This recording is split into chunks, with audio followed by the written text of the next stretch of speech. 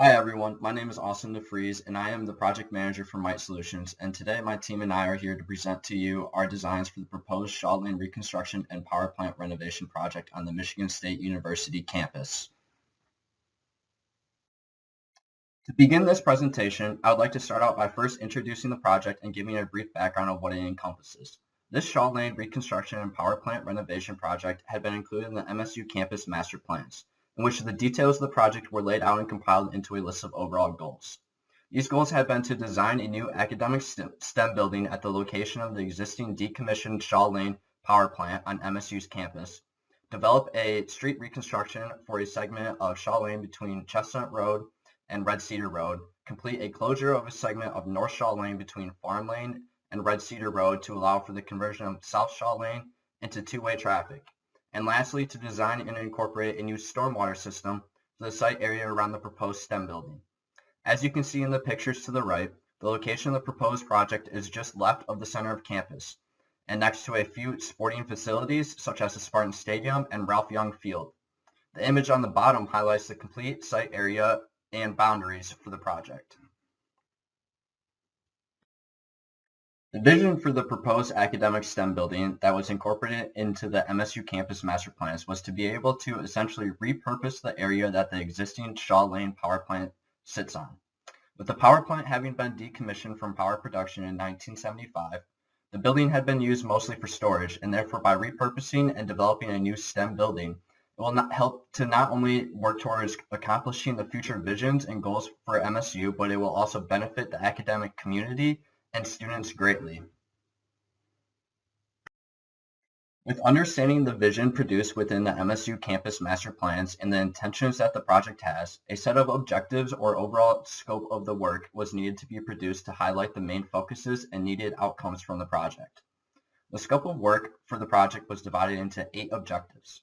These objectives are to design key structural elements for the STEM building, design the building's foundation, develop a transportation plan with the design of the roadways and their intersection, design all the paved surfaces on the site, design a stormwater collection and treatment system, provide the incorporation of sustainability and low-impact designs into the project, follow the rules and regulations that are required for the completion of the project, and to encompass the overall principles and goals of the MSU campus master plans. To give some background on the MSU campus master plans for this proposed project, its principles are shown here. To just highlight a few of the main principles that we want to emphasize into our designs, the proposed project needs to minimize the negative impacts to the water quality of the Red Cedar River watershed. It needs to maximize the movement of people and minimize the movement of cars, promote efficient land use through the creation of green spaces and preservation of the natural area, and it needs to establish a coordinated bike system. To give you a better introduction of who MITE Solutions is, we are a team of 8 engineers within the disciplines of both civil and environmental engineering. We work in direct affiliation with MSU and their senior design course for civil and environmental engineering to help design and complete projects pertaining to the MSU community and campus. We strive to work at the highest standards to ensure success is achieved in areas of work. For this project, we had formed a team that will be able to encompass all of the tasks required for this project. This team has members representing the following disciplines or roles: project management, environmental, geotechnical, hydrology, pavements, structures, and transportation. A communication network had been developed for the purpose of this project. Its goal was to ensure everyone is connected throughout the designs and completion of the task for this project. This communication network is shown here. It included weekly meetings to discuss progress, the establishment of group chats and email to communicate on a rapid basis, the use of a shared Google Drive to ensure everyone had access to each design for the project and could obtain information from other disciplines at any time, and the use of a project schedule to make sure tasks were being completed by specific dates to ensure the project design deadline would be met. The following slides will discuss the developed designs and recommendations for the project. Hello, my name is Rodney Emmerich, and I am a structural design specialist with MITE Solutions. My role for the Shaw Lane Academic Building project was to design the structural aspects of the project, including the structural frame and the architectural layouts for the individual floors. It was also necessary for me to perform a cost estimate to give the university an idea of how much it would cost to complete construction of the building. Although I had a specific role in the project, the structure is only a small part of the overall site. The project was a team effort that required collaboration among several engineering disciplines. My role in the project required close collaboration with the project manager so that I could be aware of deadlines and also any changes that came up during the project. It was also necessary for me to communicate regularly with the geotechnical specialist regarding the structure and the loads acting on the structure so that he could design the foundation. Designing the structure also required that I work with the hydrology specialist regarding the green roof that would be added to the structure. Overall, the design process for the structure included a few basic steps. The first step of the process was to design the structural frame for the building, including the placement of the different beams and columns and other structural members. The architectural layouts for each floor were also designed in this step. The second step of the process was to perform a structural analysis on the frame. A structural analysis software called SAP 2000 was used for this process. This analysis gave estimates for the forces or loads that would be acting on the various structural members. These estimated forces are called the design forces. The third step in the process was to use the estimated design forces to design the different steel elements that would make up the overall structure. Using these design forces allowed me to select structural members that would be strong enough to handle the loads placed upon them during the life of the building. For the academic building, the university gave several requirements as far as things they wanted to see in the final designs. One of these requirements was that the building be composed of either steel or reinforced concrete. Because steel is a more economical choice for a project like this, and because it was available locally, MITE Solutions decided that steel would be the best option for this particular project. Another requirement the university gave for this project was that the building be around 55 feet in height, but not more than 65 feet. These proposed designs include a building that is 55 feet tall. The university also wanted a 4-story building with a basement. The proposed designs also meet this requirement. One last requirement from the university was that the building used a footprint that was initially established by the architect. This has also been done. Shown on the right is a plan view of the structural frame, showing the layout of columns and beams. As you can see here, the building is composed of 2 separate smaller buildings. These 2 buildings will have walkways connecting the first and third floors. The 2 buildings have very similar dimensions. Each building has a width of 80 feet, while one building is 40 feet longer than the other. Because of this similarity in dimensions, I chose to make the 2 separate frames replicas of one another. Each frame has the same spacing regarding the placement of beams and columns. The only difference is that the shorter building has 30 feet bays on the ends rather than 25 like the longer building. I chose to make the 2 frames similar to simplify the design and analysis process. As mentioned earlier, the frames will be made of steel, but the floors and walls will be reinforced concrete. Shown here on the right are the elevation views for the shorter of the 2 buildings. Like I mentioned earlier, the other building has a similar layout, but it is 40 feet longer, and these end bays here will be 25 foot rather than 30. For the lateral framing system of the building, rather than use a rigid moment frame, I chose to utilize a brace frame with pin-connected members. This was to keep the design simple and economical. A moment frame is more expensive than a brace frame and is also more complicated to analyze. As you can see here, the height of the building is 55 feet. Also shown here are the heights of each individual floor. Not shown here is the basement, which will have a ceiling height of 14 feet. The roof of the building will include steel sheets and will be sloped. The roof will also include a roof garden. In addition to requirements regarding the structure of the academic building, the university also gave some requirements regarding the architectural layouts of each individual floor. These requirements pretty much stated which types of units the university wanted on the different floors, how many units they wanted, and also the size of these units. While the university gave these requirements, I was given some leeway in determining the final dimensions of these units, and I also was allowed to include more of these units than what was required. Also, as with any building, I was required to include standard amenities such as bathrooms, elevators, and stairs. The university wanted the dean's office and computer labs on the first floor, mostly classrooms on the second and third floors, faculty offices, a department office, and labs on the fourth floor, and storage and utility access in the basement. This table shows what units were required, their sizes, and how many were required. This table also shows what I provided for these units in the architectural designs. Here are the architectural layouts for the first, second, and third floors. Because the second and third floors were mainly reserved for classrooms, I chose to give them the exact same layouts to simplify the design process. Shown in both layouts are the bathrooms, elevators, and stairs. These units have been placed together to make them easy to find for occupants of the building, and these are shown here, here, here, here, here, and here. Also shown on the first floor is the dean's office, a coffee shop, a few lounge areas, and a main lobby. Shown on the second and third floors are classrooms of various sizes, as well as a few different study areas.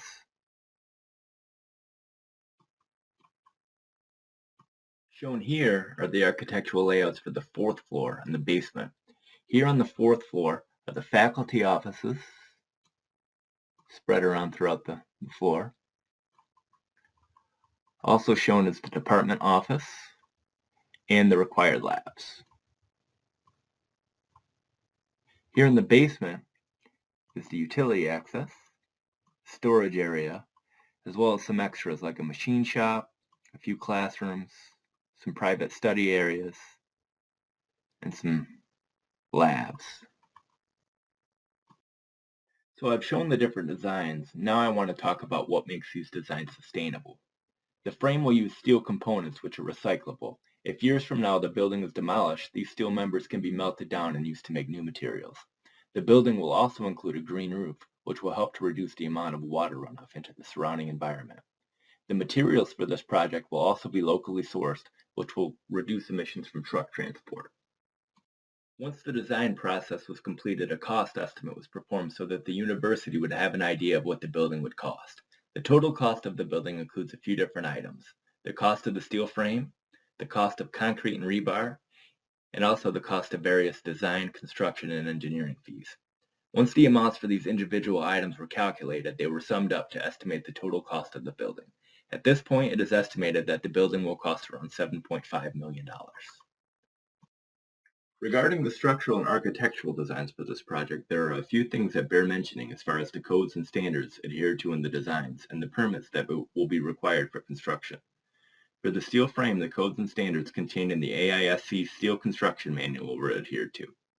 For the designs of concrete elements such as floor slabs and walls, the ACI 318 manual was used.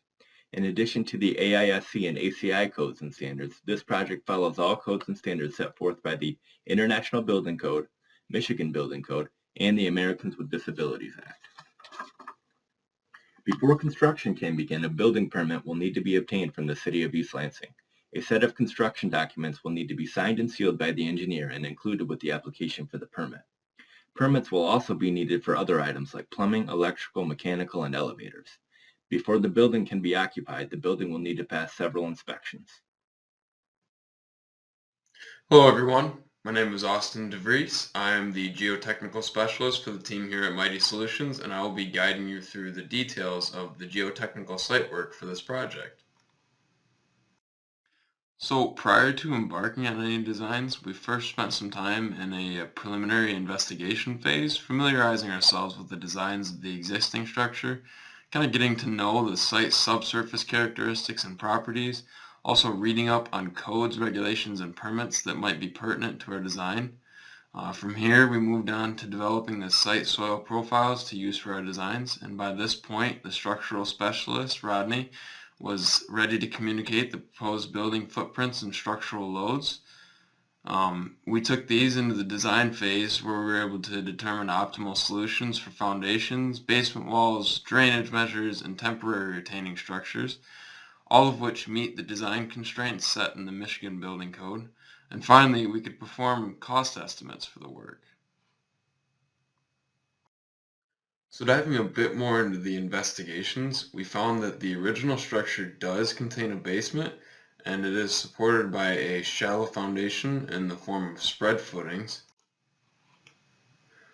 The building is also within about 20 feet of the proposed structures, which is particularly noteworthy as this would go on to dictate many of the future designs.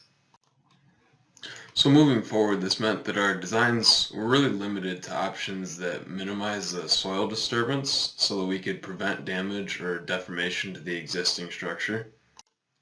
For soil and subsurface data, we utilized a site investigation report done very recently by materials testing consultants.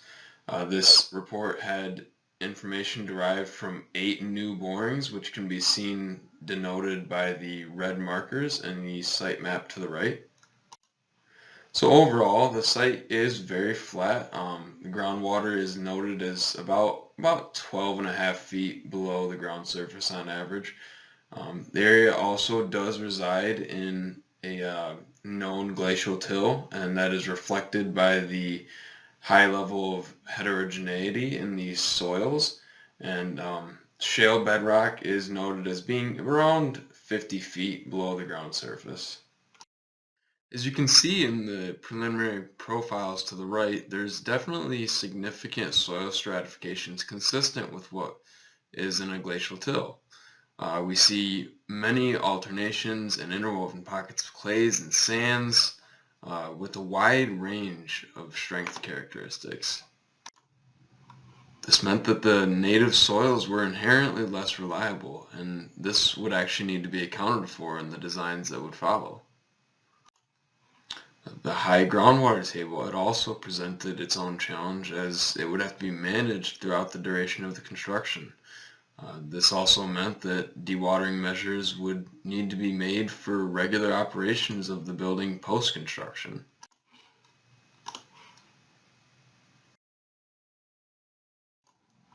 So from these preliminary profiles, design profiles were able to be developed using conservative averages tending toward the weaker soils for the soil strength parameters.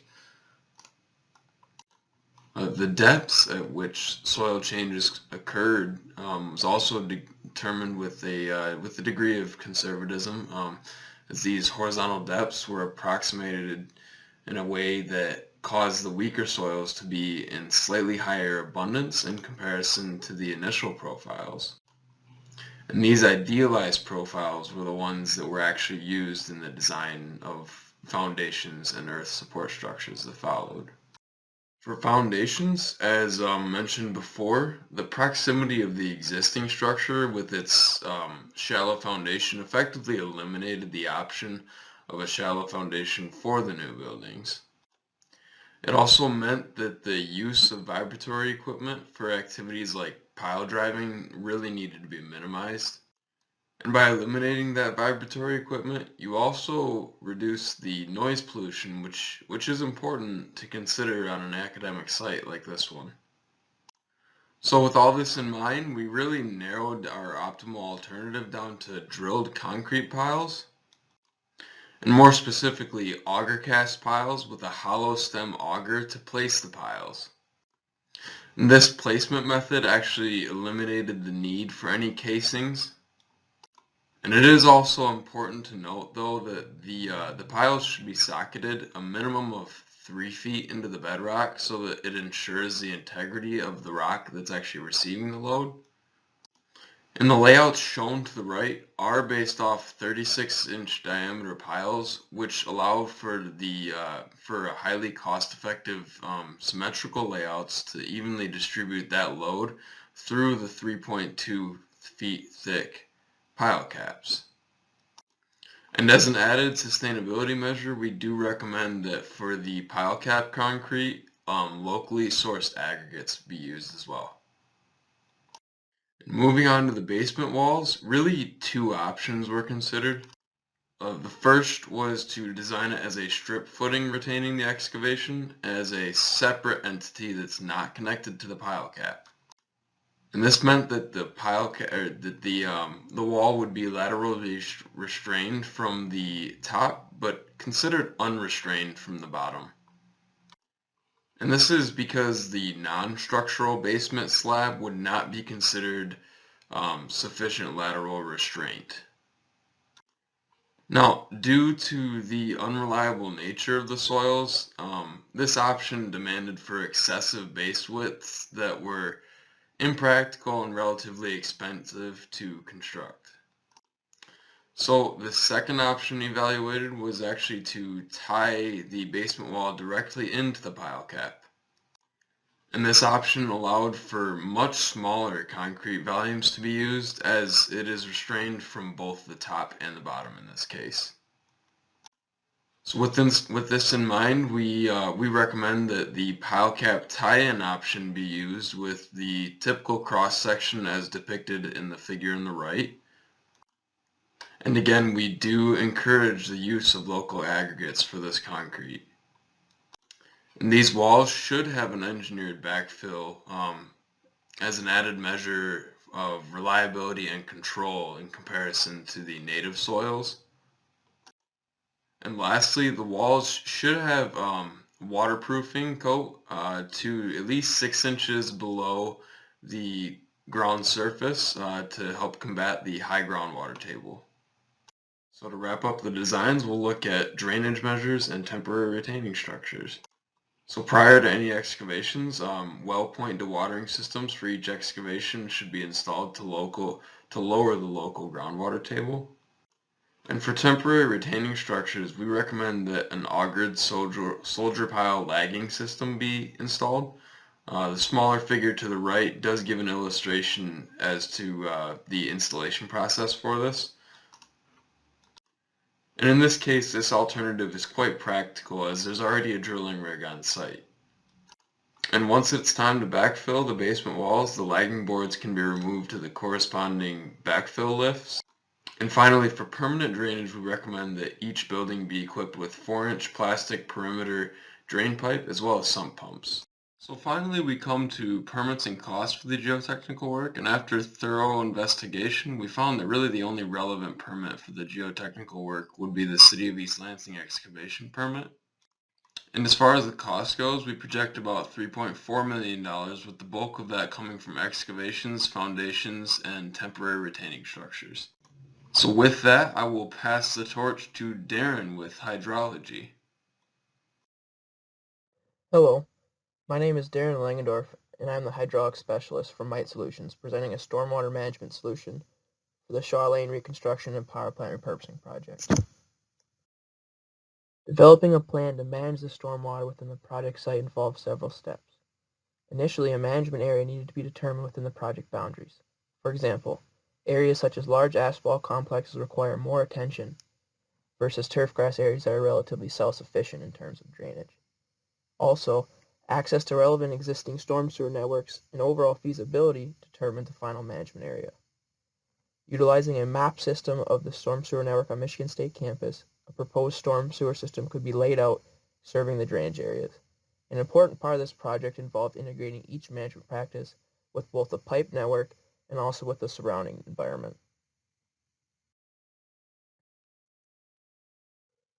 The overall design goals for this project involve preventing flooding and water quality deterioration in the Red Cedar River. The Red Cedar River is very prone to flooding, as its history dictates, so it is important to consider runoff discharge and new drainage construction systems in the area. The goal is to discharge little to no runoff from the project site. This helps to diminish the campus's contribution to flooding the Red Cedar and also prevents water quality deterioration at the same time. Integrating multiple low-impact design features into the system's design is a chosen method to reach this overall goal. Low-impact design features can be as simple as a rain barrel or as complex as underground storage systems or large retention basins. These features can seem out of place, especially when you consider a large retention basin directly in the middle of a college campus. So it is very important to integrate each design feature into the aesthetic of Michigan State's campus theme. Of course, implementing low-impact design features is very costly when compared to solely installing storm sewer piping. So the overall cost of the project is considered in terms of making the most use of every design feature. The connectivity of each LED feature increases the efficiency of its design purpose, and when paired with an existing storm sewer system, results in a relatively low-cost solution. The stormwater management site boundary was chosen based mainly on cost and feasibility characteristics. Essentially, the existing system under Lot 79, also known as the Spartan Stadium parking area, drains towards the academic building site. All other areas within the project boundaries either drain to other locations or do not offer an easy opportunity for sewer connection. Therefore, the design is only concerned with the runoff from Lot 79 and the immediate area surrounding the academic building site. Shown on the slide below is the overall proposed network showing the connection point of the existing and proposed storm sewer systems. The existing system managing Lot 79 was modeled using aerial imagery and the provided network data, as well as pipe infra elevations in order to obtain the connection point discharge using the rational method. The area circled in red is the point where the proposed connection pipe crosses over a deep mainline sewer. In greater detail, a pipe profile of the connection point is shown below. The black circle located near the bottom of the pipe represents the elevation of the deep main line to be crossed. There's almost 13.5 inches of space between the bottom of the proposed pipe and the top of the deep mainline pipe. This should provide ample space for construction purposes as well as pipe bedding material placement during construction.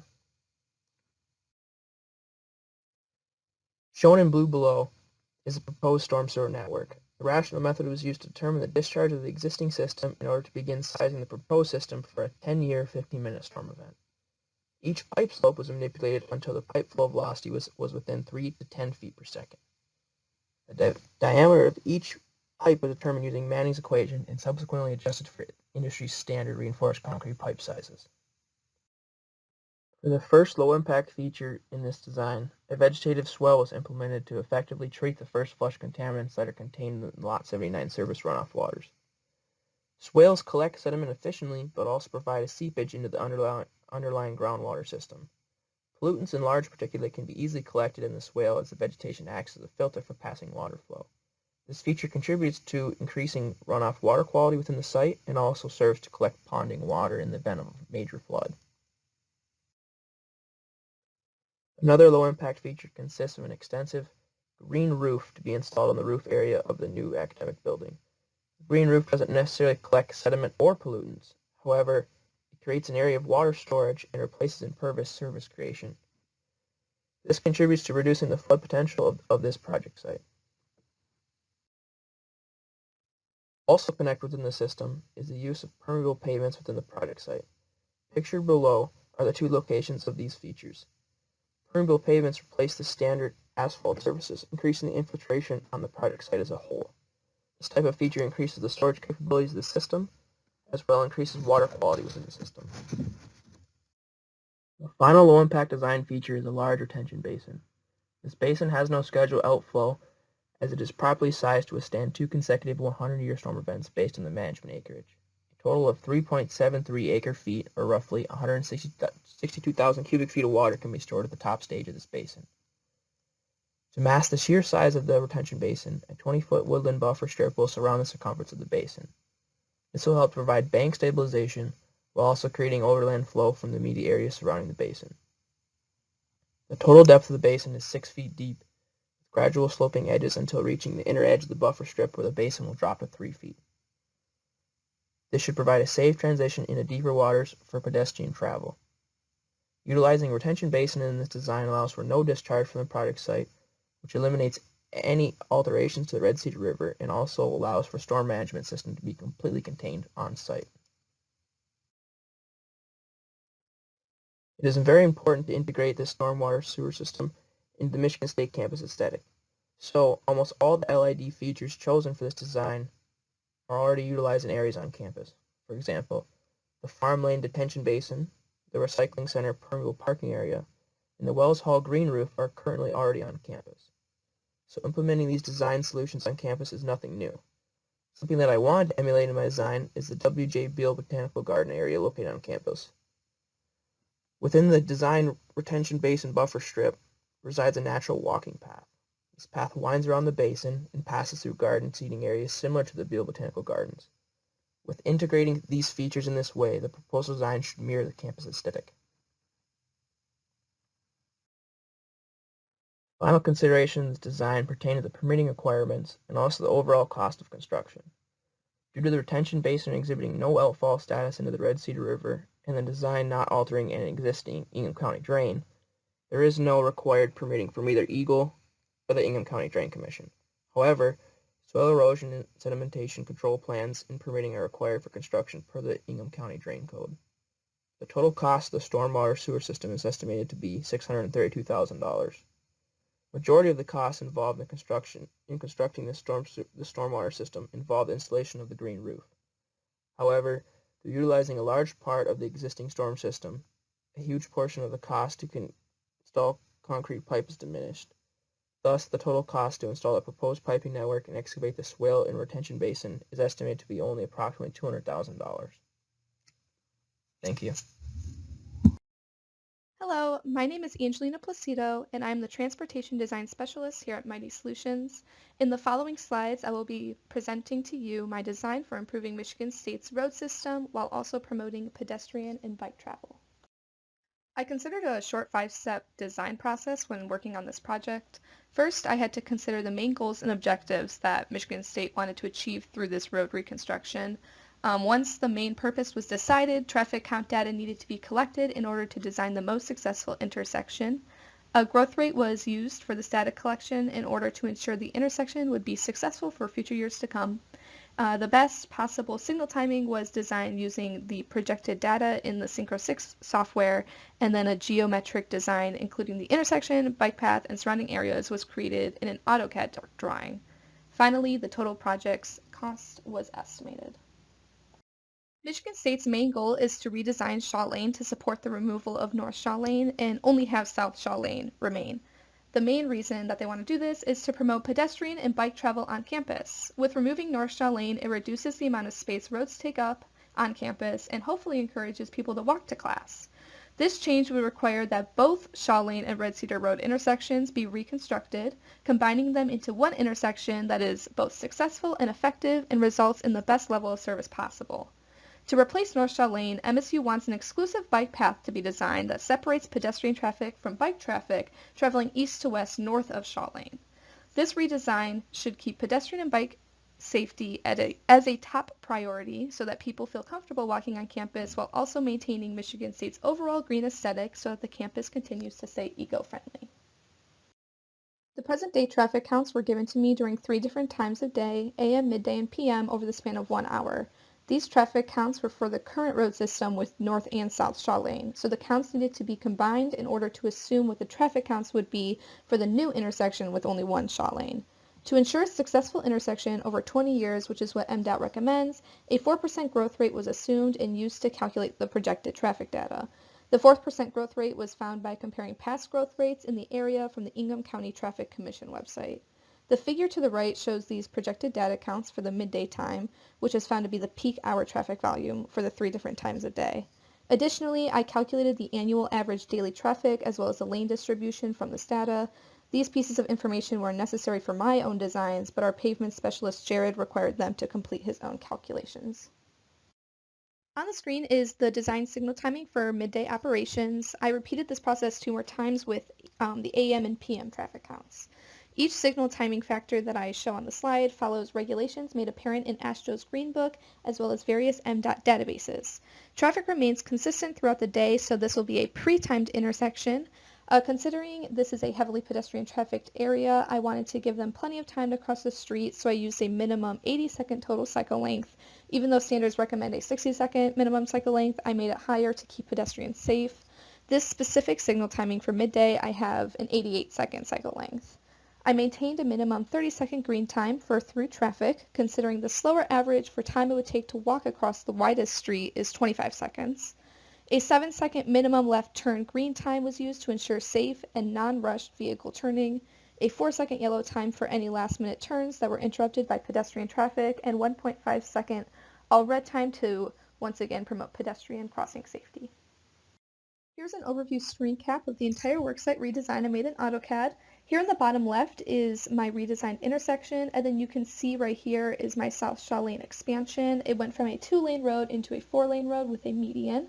Up here is the North Shaw Lane existing that we are refurbishing into a bike lane, and then this pedestrian sidewalk right here is existing and it will remain that way.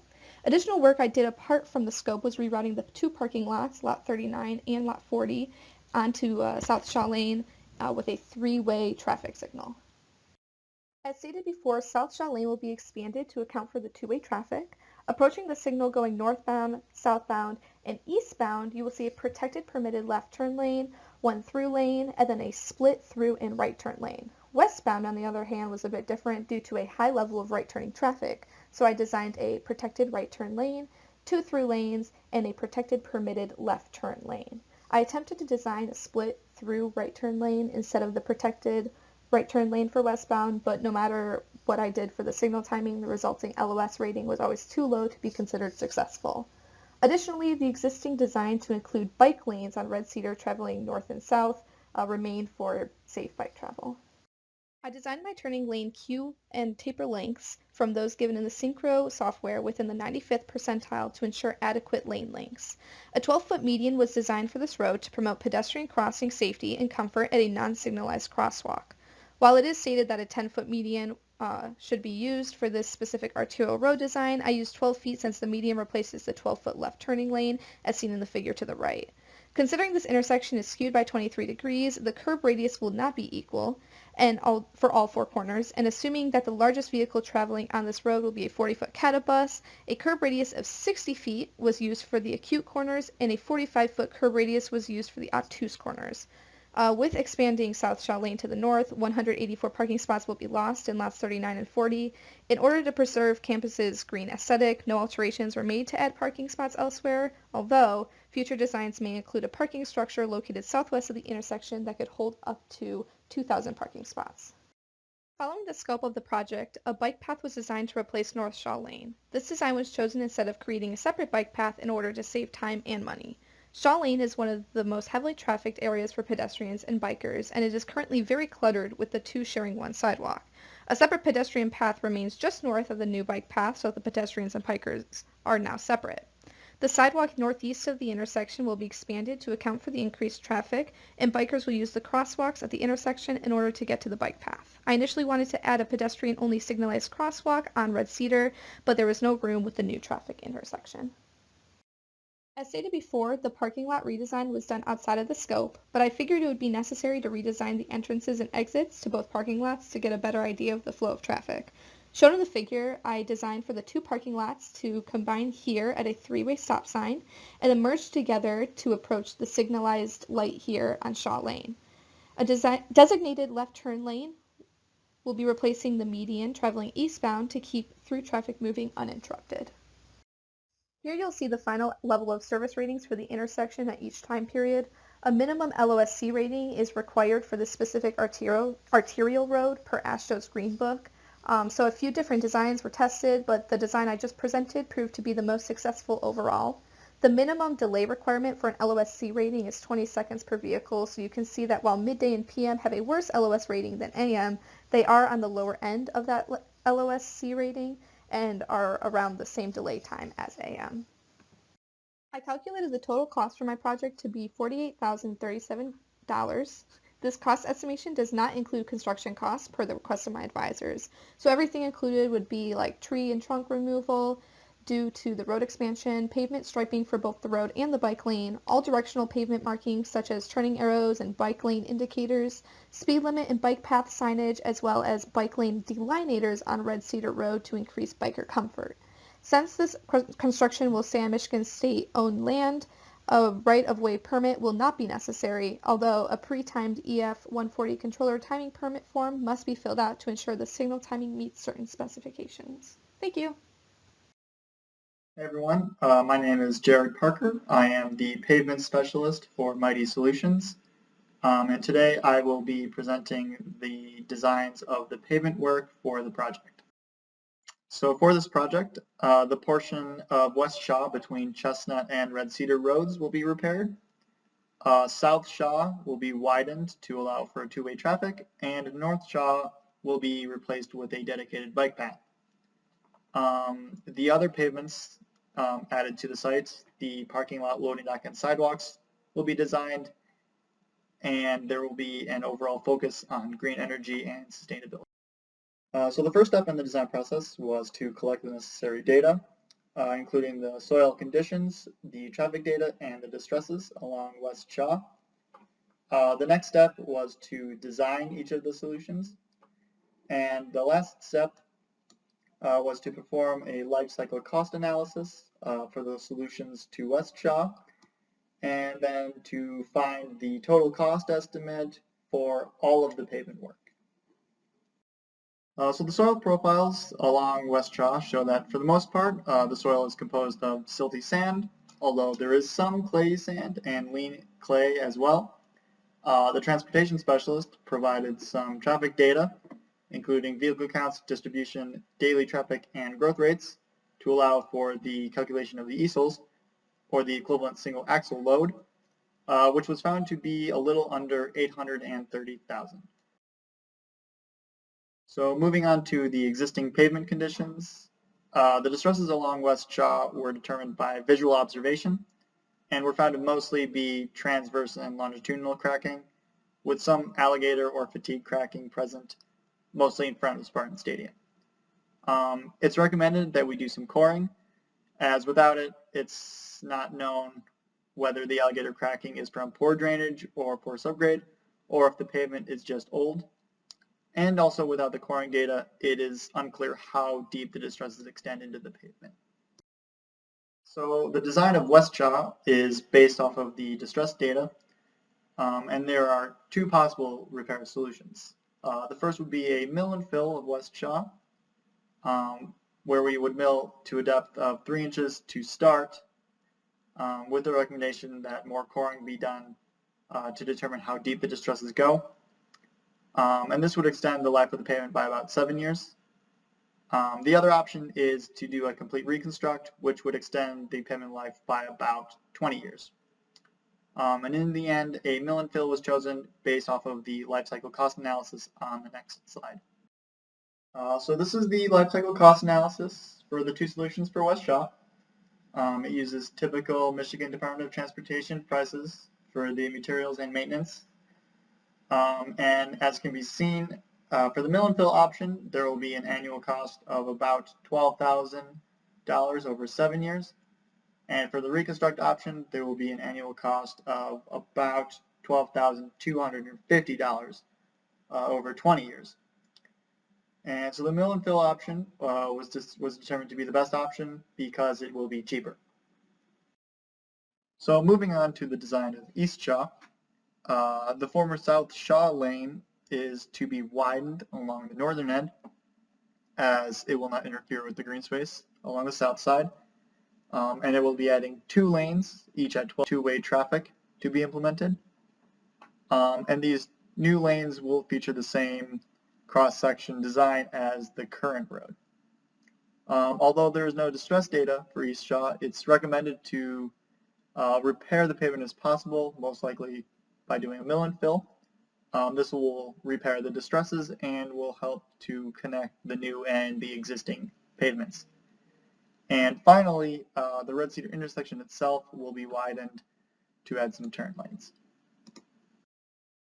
So for the bike path, there are 2 possible designs for the project. The first would be to build a dedicated permeable bike path that's adjacent to the existing sidewalk along North Shaw. This would follow the permeable parking lot design from the FHWA recommendations. And the second is to actually repurpose North Shaw into a new bike path. For this, we would mill and fill a top inch of pavement and then clearly repaint it for use as a bike path, making sure to have both ride lanes as well as off lanes for safety, as North Shaw is wider than a standard bike path. And then this design would also need to be approved by MSU since it does not follow the IPF recommendations. And in the end, this repurposing option was chosen because it's cheaper and it contributes to the sustainability of the project. So the parking lot design will be fairly small, only about 15 spaces, and each space will be roughly 9 feet by 18 feet, along with a 24-foot aisle. And there will be concrete curbs and gutters around the edges of the parking lot as well. There's going to be two possible design solutions. One is the standard HMA design from the IPF standards. And the second would be a permeable asphalt pavement that's designed to help water infiltrate into the ground, and it follows the Federal Highway Administration recommendations. And this permeable pavement option was chosen because it contributes to the green infrastructure emphasis of the project. For the concrete loading dock, there will be a 50-foot apron space in order to allow for all kinds of delivery trucks to enter and exit. There will only be a single docking bay as the building is not expected to be receiving much traffic. And the concrete itself will be 10 inches thick and placed in 2 layers with mesh reinforcement. So for the concrete sidewalks, there will be new sidewalks added, one going in the north-south direction between the engineering building, parking lot, and the Red Cedar intersection. And then there will be sidewalks added onto the site itself in order to allow for access into the new academic building. And then since the intersection is being widened, the sidewalk sections at the corners of the intersection will need to be repaved. And these sidewalks will be 8 feet wide and will have 6-inch thick concrete. So the team regularly communicated over the course of the project, usually in weekly Zoom meetings. Pavements specifically worked with transportation and hydrology. Pavements and transportation worked together by the transportation specialist providing the traffic data for the calculation of the easels. And for East Shaw, she provided her designs on how much to widen the road in the intersection. And then we also worked together to determine the best design for the bike path. Hydrology and pavements worked together in order to decide whether to include a permeable parking lot. So by using the MDOT prices for materials and using the volumes and cross sections for each design, the cost estimates of each pavement design were found. And this price, combined with the cost of the mill and fill and maintenance of West Shaw over 7 years, yields a total cost of about $205,000. Thank you. My name is Aurora Melsna, and my partner's name is Remy Gonti, and we will be discussing the environmental portion of both the MSU power plant site and of a separate PFAS project in Michigan. This part of the presentation will cover the historical polychlorinated biphenyl, or PCB, contamination at the former MSU power plant site. In 1994, Swanson Environmental Incorporated completed a PCB-contaminated soils and groundwater investigation in the area surrounding the power plant. The Michigan Environmental Response Act 307 Type B cleanup criterion for soil limits PCB concentrations at 1 part per million. After finding PCB concentrations greater than this in 2 different areas across the site, those areas were further tested for PCB contamination. These areas included the former location of the transformer and the area south of the power plant building where MSU historically stored containers of dielectric fluid for servicing the transformers. These areas held PCB concentrations of 50 parts per million or greater and ranged as high as 1,100 parts per million. Concentrations decreased with distance from these sources, but because of the widespread occurrence of PCBs, it's unlikely entirely related to a spill of dielectric fluid at either of these sites. Regarding the groundwater investigation, no water from any well in the vicinity of the highest concentrations of PCBs in the soil or those downstream had detectable amounts of PCBs. In this part of the PowerPoint, we will talk about the PCB's remediation action that Michigan State University took. It's important to notice that as a result of this analysis, PCB's concentration of soil at the site were evaluated for disposal. Section 40 CFR 761.60 of the Toxic Substance Control Act specifies that soil containing PCB's concentration of 50 ppm or greater must either be incinerated or disposed of at a chemical waste landfill. From these studies, it was observed that the volume of soil with PCB concentration greater than 50 ppm was approximately 295 to 375 cubic yards, and volumes that contains PCB concentration greater than 1 ppm and less than 50 ppm is estimated to be 1,200 to 2040 cubic yards. In April 2005, the MSU Board of Trustees awarded the contract of the Shoreline Power Plant site restoration in the amount of $132,550 to pitch companies, with the establishment of a budget in the amount of $600,000 for the project with the same name. The remediation of the PCB contaminated soil was done by disposing of it at the Heritage Landfill, which is a regulated waste disposal facility. Thank you. Our company has been tasked with an additional project independent of the MSU power plant site. We were to design a treatment system for the removal of PFAS from an industrial source or from a wastewater treatment plant somewhere in Michigan. The critical decisions in this project were what city to place the treatment system in, to treat at the source of the PFAS or at a wastewater treatment plant, what type of treatment system to use, and the method of design. We will discuss the implications and details of this project description in the following slides. Per and polyfluoroalkyl substances, PFAS, also known as forever chemicals, are chemicals that are resistant to heat, water, and oil, which makes them useful in many industry and human activities.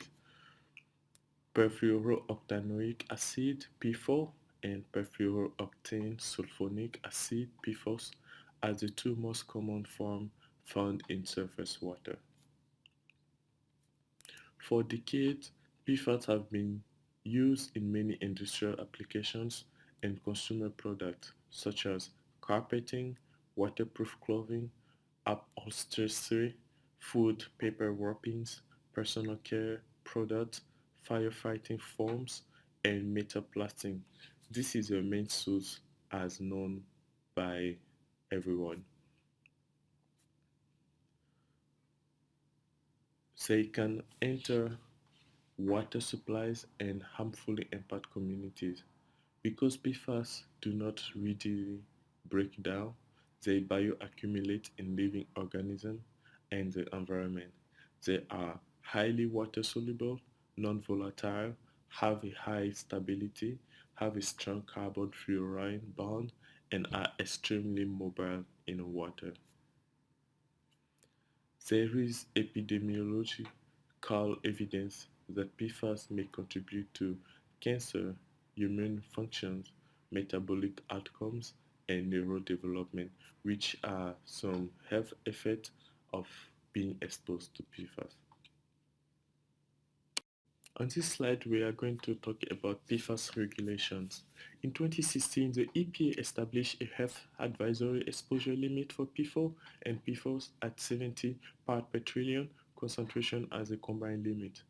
In addition, the EPA created a PFAS action plan in 2019.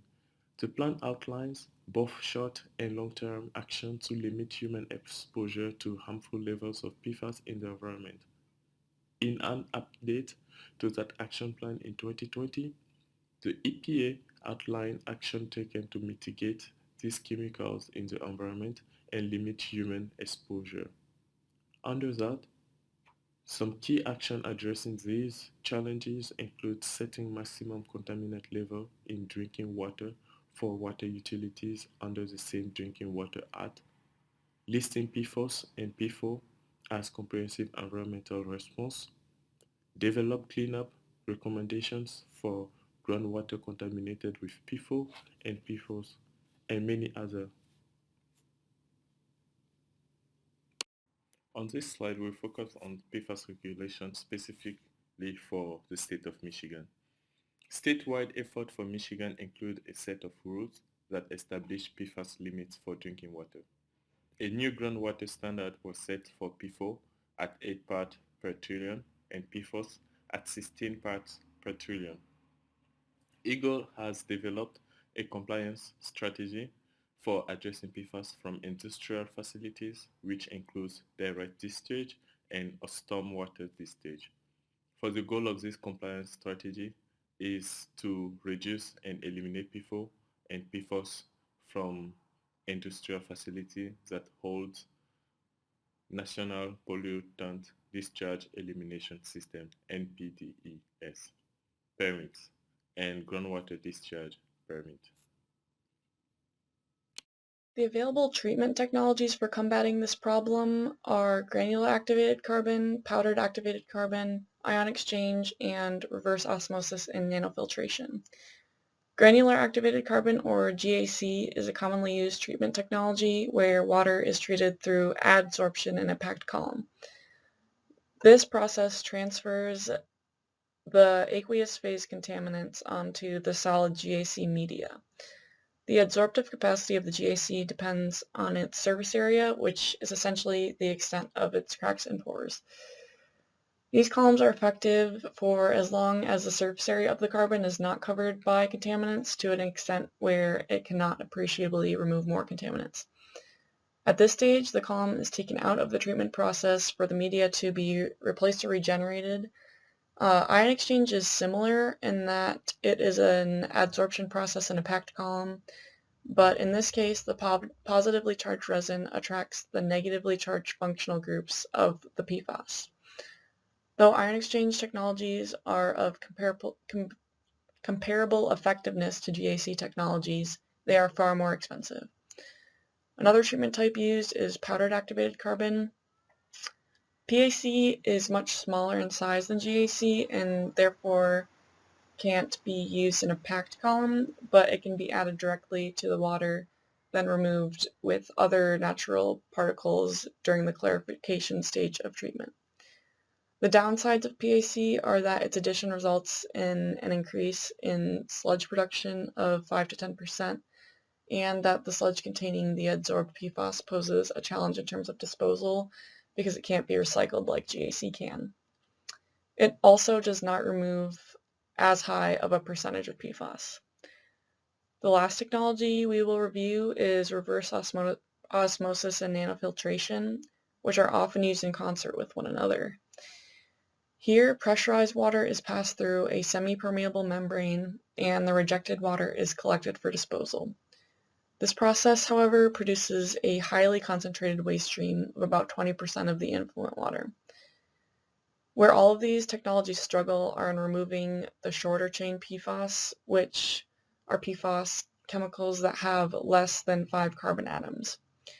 Ultimately, granular activated carbon treatment was chosen for this process because of considerations of cost, effectiveness, and disposal concerns. There are several methods for designing a GAC column. Boat-Adams.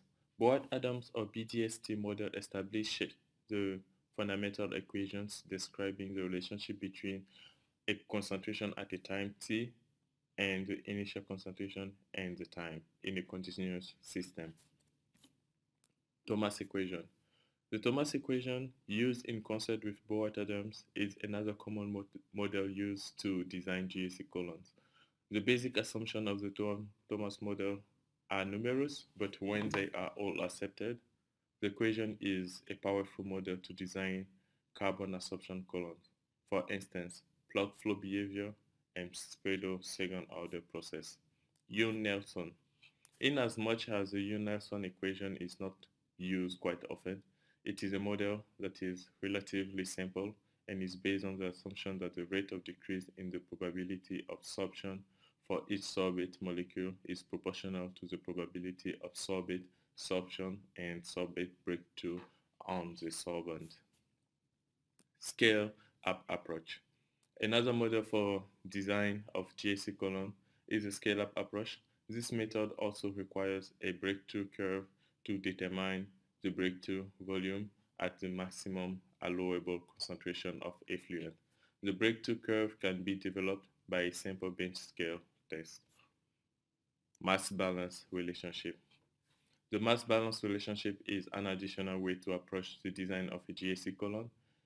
Under steady state conditions, The mass balance relationship for a GAC column considers the inflow, outflow, amount absorbed, and accumulation.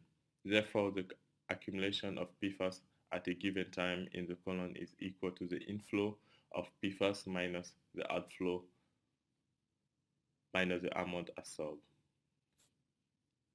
Empty bed contact time. This approach is more empirical than the others and can also be very inexpensive. The theory says that the absorbability of an organic molecule increases with increasing molecular weight and decreasing solubility and polarity. This means that high molecular weight compounds with low solubility such as PFO and PFOS are well absorbed. Moving bed and fluidized bed absorption. Lastly, there are moving bed absorption colon and fluidized bed absorption colon that are the main difference between them and a fixed bed is that the heat transfer is better. The image on the right is a screenshot from Eagle's website where they track 95 wastewater treatment plants in Michigan with industrial pre-treatment programs. Eagle has developed a bin system that tracks effluent concentrations at these locations of PFAS. We focus on the highest concentration, 3B, which are the black dots on the map, in deciding which city had the most need for treatment. After analyzing all available data from 2020, Grand Rapids had the highest average concentration of PFAS and was therefore chosen as the city with the most need. This is also beneficial because Grand Rapids has the second largest population in Michigan and is growing. For purposes of the design, this concentration was lowered to 29.45 parts per trillion, as there were outliers in the data that skewed it much higher. A wastewater treatment plant was chosen over an industrial source in Grand Rapids, largely due to the lack of data from specific industrial sources, namely a theoretical flow rate from this site that would be necessary for the design of a GAC column. Treating at the Water Resource Recovery Facility in Grand Rapids does have benefits because the influent water is pre-treated so that the organic material doesn't compete against the PFAS for adsorption, where at an industrial source, they may not already have a pre-treatment facility. There will be two design alternatives for this site, both using GAC treatment technology. Design alternative 1 utilizes columns in parallel, a schematic of which can be seen on the right. This is due to the large flow rate of 40 million gallons per day at the Grand Rapids wastewater recovery facility.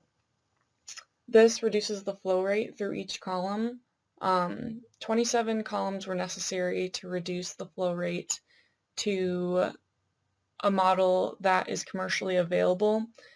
The model chosen for this alternative is Model 14 from Calgon Carbon, which accommodates the largest flow rate of all of their products and is designed to be operated in parallel. So the flow rate through each column will be 1,030 gallons per minute. The granular activated carbon chosen for this design was FilterSorb 400. This is another of Calgon Carbon's products. This and FilterSorb 600 are both able to remove PFAS from water. However, FilterSorb 600 is more expensive, and studies have shown that FilterSorb 400 is actually more effective. There will be two design alternatives for treatment with GAC columns at the Grand Rapids WRRF. The first design alternative will utilize the Bohar-Adams method. This method requires the inputs of the influent concentration at the site and the flow rate. From these two things, you can calculate the parameters that you see in the leftmost column of this slide. What's also required to use this method is pilot testing, and pilot testing provides necessary constants called N0 and K. N0 is the adsorptive capacity of a specific GAC at the site, and K is the adsorption rate. Pilot studies provide these constants for the exact site that the design will be designed for. However, since a pilot study is not available for Grand Rapids, we will use a pilot study for a similar site with similar PFOS influent and effluent concentrations. The study that we used is from Plumlee et al., and you can see in the chart the rapid small-scale column test bed volume versus PFOS concentration chart. From here, the constants N0 and K were obtained and will be applied to our design in lieu of actually having a column study that applies to this site. The table on the left of this slide summarizes the design considerations that were put into the Bohart-Adams model to produce the resultant parameters on the right table. On the left table, you can see the influent concentration as defined from the average concentration of 2020 at the Grand Rapids WRRF, the effluent concentration of 16 nanograms per liter or parts per trillion in accordance with Michigan's regulations, the total flow rate per column, depth, and diameter based on Calgon Carbon's Model 14 vessel, and the K and N0 obtained from the study by Plumlee et al. These produced the results on the right, which were obtained through the Bohart-Adams model. The cost of design alternative 1 is summarized on this slide. The cost per volume of GAC was estimated from public bids published online. Similarly, the cost of an inspection and cost of incineration were estimated this way and multiplied by the volume of GAC necessary per year. The initial cost of GAC was also estimated this way, but for the volume of GAC that would fill the 27 columns in this design. The capital cost was obtained from a 1994 study and corrected for inflation for today's dollars. The total annual cost of this design is in line with an EPA study for a plant of this size. The second design tested by MITE Solutions will use the apparatus described and used in the first design alternative with the same 27 vessels. The GAC that will be used here is also the FiltraServe 400 from Calgon Carbon. In this design, the Thomas equation is going to be the model used. K1 is the rate constant. Q0 is the maximum solid phase concentration of adsorbate by adsorbent. These two constants were obtained from the slope and the y-intercept of this graph on the right, made from data collected by Plumlee and others during a study in California. From the knowledge of these two constants, we were able to get parameters such as mass of GAC for full-scale design, the flow rate in the columns, absorption rate, absorption capacity, service time, regeneration frequency, and the cost of the project, as well as the cost of GAC needed. In this slide, we are going to go over the result we obtained for the design alternative 2. On the table below, we have the full-scale column design parameters, with Q design being the capacity of the vessel from Calgon Carbon. TB is the service time, which was determined from the study which data was used. VB design is the bed volume for the full-scale design. Then we have the carbon density, the diameter, and the area of the column, which was provided from carbon vessels.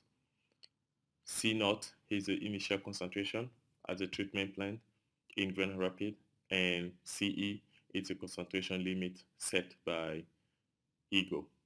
The table on top has the results obtained for the performance and routine work of the GAC column, as well as the cost of the GAC needed. The cost of the project is similar to the one in Design 1, because the same apparatus are used in this second design, with the only exception being the volume of the GAC needed. After understanding each of the designs required for the Shaw Lane reconstruction and power plant renovation project on the MSU campus, it is important to highlight the overall project costs. As shown here, the overall cost for the complete project is a grand total of just short of $17.5 million, with a subtotal for the project work pertaining to the construction of the designs that were discussed here today, before the lump sum items are included, is about $12.7 million. To jump into the construction of the project, there was two important things that needed to be brought into light and acknowledged. First, the construction season in Michigan is limited due to the winter season. This means that the STEM building would have to be constructed and enclosed before the winter season begins, as this will allow all work to continue through the winter season without having to stop, as the interior construction could take place. Second, there was a need for a construction management plan. This is because with MSU being a Big Ten university, coordination will be needed to take into account various sporting events as well as the university's academic calendar. This will ensure that the construction does not interfere greatly with the community. The construction of the project is set to begin on Monday, August 2nd, 2021, and planned to be completed on Friday, October 6th, 2023. A construction plan had been developed that had divided the construction up into 8 phases. Phase 1 will include the demolition of the site. Phase 2 will be the excavation process. Phase 3 consists of the construction of the STEM building foundation. Phase 4 will be the framing of the building. Phase 5 is the building enclosure before the winter season. Phase 6 is all the interior construction. Phase 7 includes 4 parts: the stormwater system, parking lot, sidewalks, North Shaw Lane closure, bike path development, and Shaw Lane and Red Cedar Road construction, as well as the final phase of Phase 8, which will be the project cleanup and completion. The phasing of the project is shown here in the developed construction schedule. As you can see in the schedule, the duration of each phase is displayed, and it can be observed that there will be 2 winter breaks. These 2 winter breaks are to ensure that the time schedule will line up for an adequate timing for the building construction and enclosure, as well as to provide a reasonable time for the closure of North Shaw Lane. It's also important to note that the beginning of Phase 7 will occur while Phase 6 is still in effect. We would like to thank everyone for taking the time to sit in and listen to MITE Solutions' proposed design for the Shaw Lane reconstruction and power plant renovation project on MSU's campus. If you have any questions or feedback, feel free to reach out and connect.